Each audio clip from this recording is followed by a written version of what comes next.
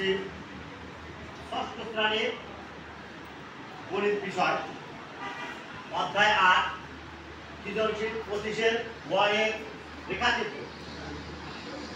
রেখাচিত্র অঙ্কনের জন্য আমাদের প্রয়োজন হবে একটা গ্রাফ পেপার।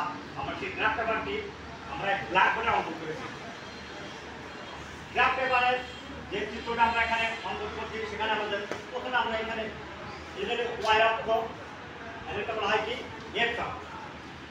এই রেখার নাম হচ্ছে আনুভূমিক রেখা, আর এই রেখা বলা হয় উল্লম্ব রেখা।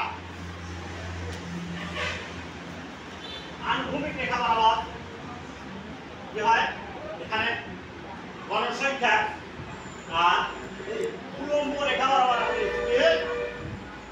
গঠন সংখ্যা। তাই ভিত্তিতে আমাদের প্রথমে আছে কত? প্রথমে আমাদের আছে গঠন সংখ্যা 2।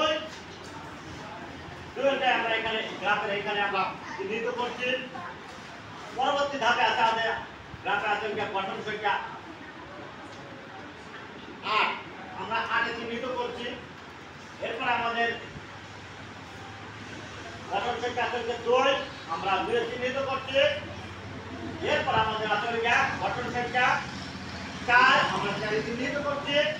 এরপর আমাদের গঠন সংখ্যা আছে 3, আমরা 3 এ চিহ্নিত করছি। এরপর আমাদের গঠন সংখ্যা আছে 5, আমরা 5 এ চিহ্নিত করছি। এরপর আমাদের গঠন সংখ্যা আছে 3 এবং পরেও আছে 3।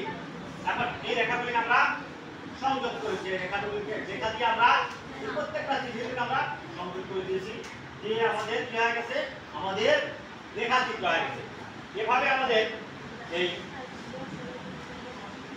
25-এর বইয়ের রেখাচিত্র আমাদের গ্রাফ রেখার মাধ্যমে অঙ্কন করতে হইবে।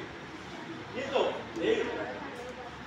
এই অঙ্কন করার জন্য আমাদের এই রেখাচিত্র অঙ্কন করার জন্য আমাদের প্রয়োজন হবে কি, আমাদের কি আছে, গণসংখ্যা দেওয়া আছে আর ওইটা গঠন সংখ্যা, এই দুটো আমাদের প্রয়োজন হবে। আমাদের বইতে দেওয়া আছে কত সংখ্যা হলো 21, 40, 22, 39, 35, 22, 25, 32, 22, 21, 37, 40, 22, 39, 35, 25, 32, 22, 37, 39, 32, 22, 37, 22, 40, 37, 22, 35, 22। এই সংখ্যাগুলো দেওয়া আছে। এই সংখ্যাগুলিকে আমাদেরকে মোট সংখ্যা আমাদের দেওয়া আছে কয়টা? 30টা। এর ভিতরে আমাদের এই সংখ্যাগুলি পৃথক পৃথক করে আমরা বের করে নিয়েছি। কালির সাহায্যে বের করে নিয়েছি। আমাদের কালির মাধ্যমে আমাদের এই সংখ্যাগুলি আমাকে বের করে নিয়েছি। বের করে নেওয়ার পরে আমাদের এই সংখ্যাগুলি আমরা এখানে চিহ্নিত চিত্র অঙ্কন রেখাচিত্রটা অঙ্কন করতে পারি। ধন্যবাদ।